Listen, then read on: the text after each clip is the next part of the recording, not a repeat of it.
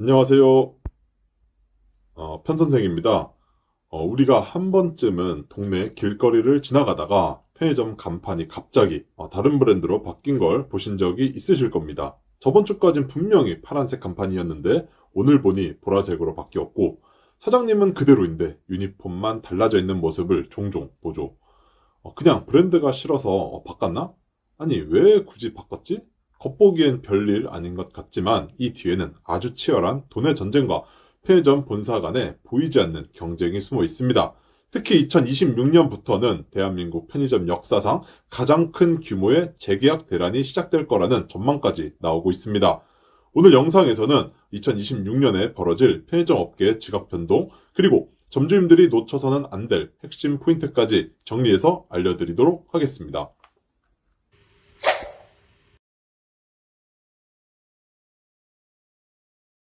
편의점 가맹 계약은 보통 5년 단위입니다. 지금이 2026년이니까 5년 전 2021년으로 돌아가 볼까요? 그 시기는 코로나19가 한창이던 때였는데 역설적으로 편의점은 사상 최대 호황을 누렸습니다. 유흥가 점포들은 힘들었지만 전체 편의점 상권 중 60%를 차지하는 주택가, 아파트 상권의 매장은 오히려 매출이 10%씩 뛰었죠. 외식을 못하고 대형마트도 가는 게 불편해지며 집 앞 편의점 이용이 폭증했습니다. 민생지원금도 편의점에서 많이 사용이 되며 매출이 크게 늘었고요. 그 영향으로 2021년 한 해에만 신규 점포가 5,000개 이상 쏟아졌습니다.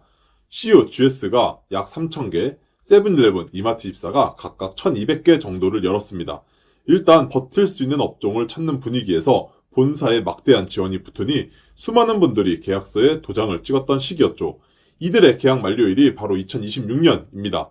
게다가 해당 그래프를 보면 2021년 재계약 물량이 약 3,600개였는데 여기에 2021년 신규 오픈 물량까지 더해지면 2026년 재계약 대상은 약 9,000개 수준에 달할 것으로 추정이 됩니다.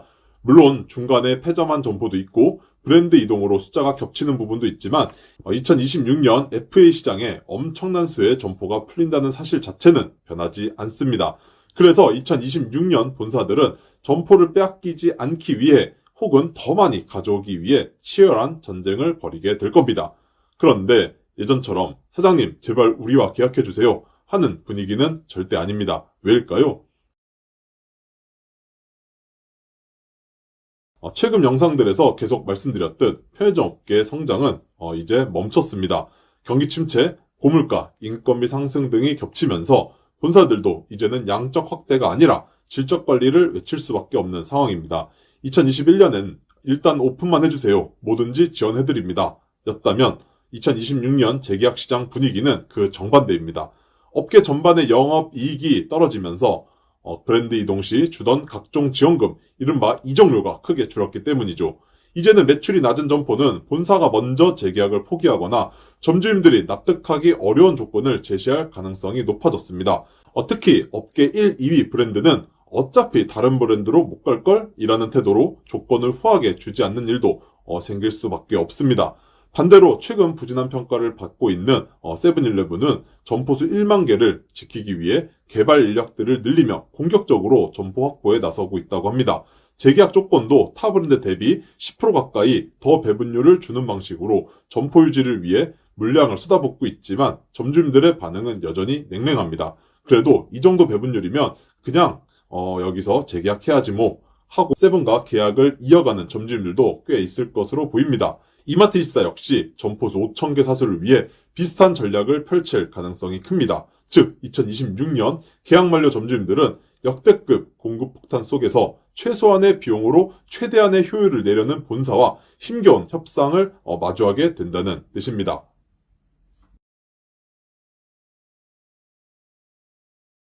자, 2026년에 계약이 끝나시는 점주님들 몇 가지 주의사항을 말씀드리겠습니다. 아마 조만간 옆 동네 브랜드 개발 담당이 와서 우리로 오시면 배분율 5%더 드릴게요 라고 유혹을 할 겁니다. 하지만 조건이 다가 아닙니다. 필수적으로 아래 내용들을 확인하셔야 합니다. 첫 번째는 재고 부담입니다. 타 브랜드로 갈아타게 되면 당연히 재고 반품은 되지 않습니다. 한 달 정도 최저가 할인 판매를 해야 하고 그 기간 동안의 수익은 거의 포기하셔야 합니다. 팔다가 남은 것들도 100% 인수가 불가능하기에 수백만 원 정도 손해를 보시게 될 겁니다. 두 번째는 보복점입니다. 본사는 폐점하려는 점포의 대체점을 찾으려고 필사적일 겁니다. 하지만 요즘은 매출이 나올 곳만 오픈을 해야 해서 보복적에 오픈하기가 쉽지 않습니다. 그래도 주변 상권을 미리 확인해 경쟁점이 들어올 가능성을 미리 사전에 차단할 필요가 있습니다. 내 점포보다 훨씬 큰 매장이 들어오게 되면 정말 큰일이 납니다. 세 번째는 가맹 교육비입니다.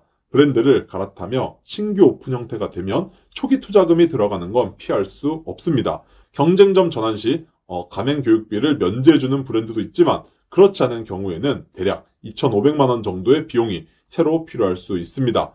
네 번째는 공사기간입니다. 리뉴얼 공사는 보통 7에서 8일, 진열, 검수까지 포함하면 약 10일 정도가 소요됩니다. 이 기간 동안은 영업을 할 수 없어 손실이 발생하죠. 하지만 인테리어가 전부 새 것으로 바뀐다는 큰 장점이 있습니다. 오픈 쇼케이스가 4대에서 5대로, 워크인이 4대에서 5대로 늘어난다면 그만큼 매출 상승 여력도 충분히 생길 수 있습니다. 마지막 5번째는 시스템 적응 문제입니다. 경험이 있으신 만큼 교육을 받으면 잘 적응하시겠지만 초반 한 달 정도는 생각보다 많이 힘드실 수도 있습니다. 몇 년 동안 써오던 시스템이 바뀌면 자연스럽게 거부감이 들기도 하고 작은 업무 흐름 하나하나도 새롭게 익혀야 하기 때문입니다. 이렇게 이것저것 따져보고 실질 수익 시뮬레이션을 해봐서 내가 얼마나 이익이 되는지를 확인하셔야 합니다. 겉으로 보기에 좋은 배분율도 절대 속지 마셔야 합니다. 상생지원금, 폐기지원금, 전기료 지원, 신용카드 수수료 분담 비율 등을 꼼꼼히 따져보아 현재 브랜드에 남거나 전환을 고민하셔야 할 겁니다. 2026년은 편의점 업계의 큰 분수령이 될 겁니다. 누군가는 더 나은 조건을 찾아 성공적으로 간판 가리를 할 것이고 누군가는 본사의 압박 속에 아쉬운 재계약을 선택하거나 심지어 폐점까지 고려해야 하는 상황이 올 수도 있습니다. 하지만 분명한 사실이 하나 있습니다. 이제는 간판 브랜드보단 점포 경쟁력이 훨씬 더 중요한 시대라는 점입니다. 주변에 점포가 너무 많아 동의를 받지 못해 다른 브랜드를 하고 싶어도 못하는 경우가 실제 존재합니다. 그리고 우리 매장만의 차별화된 서비스, 단골 고객 확보가 받쳐주지 않으면 어떤 간판을 달아도 수익은 결코 보장되지 않습니다. 지금쯤 각 본사들은 개발 담당자들에게 올해 계약 만료 예정 점포들의 데이터를 내려보내고 경쟁사 점포 관리를 강화하라는 지침을 내렸을 겁니다. 본사들도 알고 있습니다. 개발 인력을 늘려도 과거처럼 이렇게 쉽게 오픈을 늘릴 수 없는 시대가 왔다는 걸요. 결국 기존 점포를 뺏어오는 방법밖에 없다는 것도 알지만 정작 시장 상황은 과거보다 훨씬 냉랭해 최소 비용으로 점포를 확보하고 싶어하는 아이러니한 상황에 놓여 있습니다. 2026년 재계약을 앞둔 점주님께서는 사실 운이 좋다고만 할 수 없는 환경이 맞습니다. 하지만 어쩔 수 없지라는 생각은 잠시 접어두셔야 합니다. 본사와의 협상 테이블에서 당당하게 요구할 수 있는 데이터와 근거를 확보하는 것, 그것이 지금 가장 중요한 준비입니다. 그리고 다른 브랜드로 못 넘어가는 구조라면 오히려 그 점을 활용해 현재 브랜드에서 조건을 더 유리하게 끌어내는 것이 필요합니다. 5년 동안의 보상을 제대로 받아내는 재계약, 2026년 한 해에는 그 어느 때보다 점주님들의 선택과 준비가 결과를 바꾸는 해가 될 것입니다. 준비된 점주님들께는 오히려 매장을 한 단계 업그레이드할 수 있는 절호의 기회가 될 수도 있습니다. 철저한 대응 전략으로 본사와의 협상에서 주도권을 잡으시길 바랍니다. 지금까지 편선생이었습니다. 새해 복 많이 받으시고 올해 항상 건강하시길 기도하겠습니다. 시청해주셔서 감사드립니다. 좋은 주말 보내세요.